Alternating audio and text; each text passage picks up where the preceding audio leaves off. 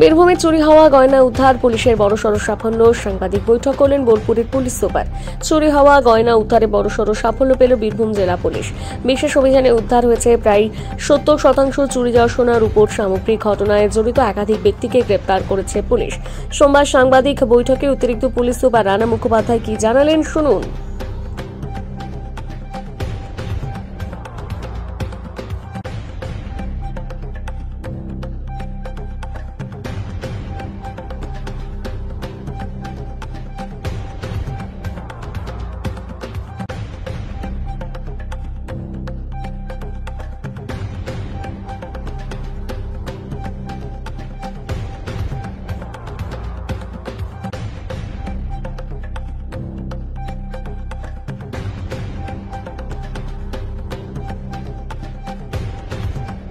October মাসের বোলপুর ইলামবাজার এবং শান্তিনিকেতন থানাতে যে ক্রাইম এগেন্স্ট প্রপার্টি হয়েছিল, অর্থাৎ চুরি কেস যেগুলো হয়েছিল, সেই নিয়ে আজকে আমাদের প্রেস মিট।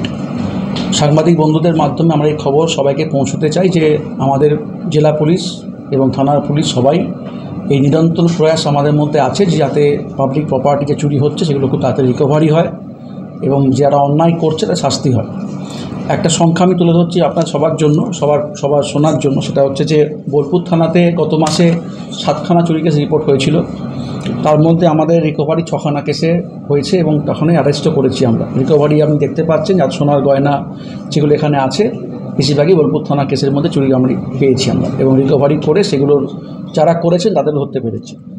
শান্তিনিকেতন থানাতে গত মাসে 4টে চুরি কেস হয়েছিল, তার 2খানা রিকভারি হয়ে গেছে অলরেডি, মোবাইল ফোন এবং মোটরসাইকেল। 2খানার জন্য আমাদের তার মধ্যে কাজ চলছে।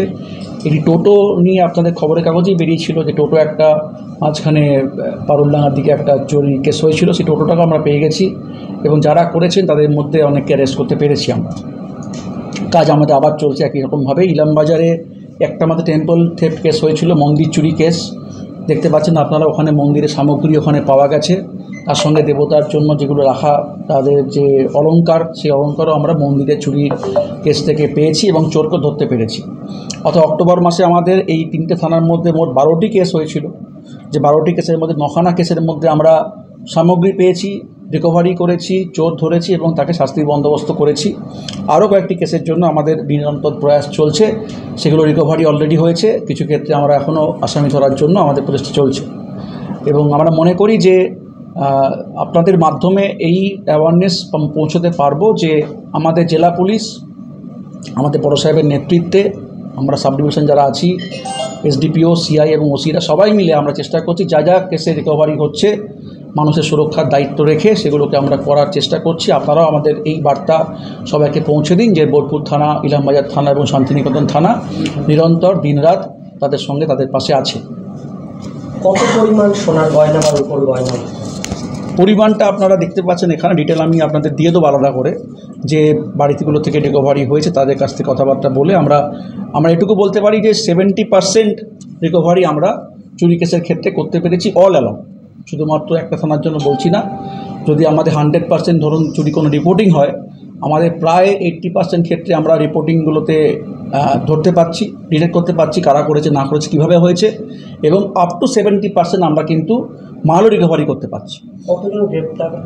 আমাদের এর মধ্যে অ্যারেস্টের ফিগার যেটা আছে, প্রায় এই সমস্ত 9টা কেস মিলে অ্যারেস্ট ফিগারটা গোটা 14 জন মতো আছে এবং সেই 14 জন লোককে আমরা পাঠিয়েছি কোর্টে এবং তার অন্যান্য আইনি পদক্ষেপ নিচ্ছি যাতে তারা এই সমস্যাগুলো আর যেন ক্রিয়েট করতে না পারে। তো আমরা চাই যে এতে আমাদের সাংবাদিক বন্ধু, পুলিশ এবং একসঙ্গে পাবলিক, এই 3 জনেরই একটা প্রয়াস থাকুক যে আমরা বোলপুর, শান্তিনিকেতন, ইলামবাজারকে এই ঝামেলা থেকে মুক্ত রাখতে পারি।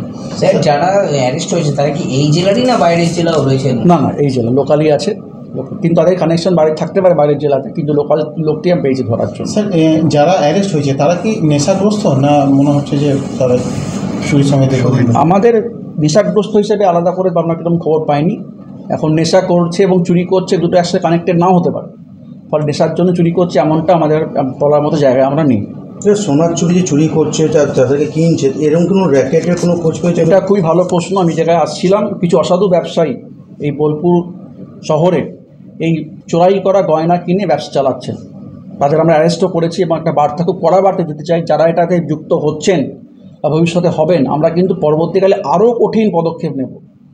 শুধুমাত্র এই যে তারা চুরি কেসেতে মালপত্র কিনছেন এবং ভাবছেন লুকিয়ে বেঁচে যাবেন, তা কিন্তু হওয়ার নয়। পরবর্তী ক্ষেত্রে আমরা আরও কঠিন পদক্ষেপ নেব, যাতে এই ব্যবসায়ীরা যারা চুরিতে মদত দিচ্ছে, চুরি কেস কিনছে, চুরি সামগ্রী কিনছে, তারা যেন ঠিকঠাকভাবে আইনের সামনে চলে আসে এবং পাবলিকও তাদের চিনতে পারে যে কোন কোন দোকান থেকে এটা হচ্ছে। এমন ইনভলভমেন্ট কতজনের রয়েছে? আমরা এখনও অবধি একটি দোকানের খবরই পেয়েছি। আমরা তদন্তের স্বার্থে বাকিটা ডিসক্লোজ করছি না, কিন্তু আমার ধারণা, আমাদের পুলিশ টিমের ধারণা যে সংখ্যাটা একের বেশি হবে যারা এই সংস্পর্শে রয়েছেন।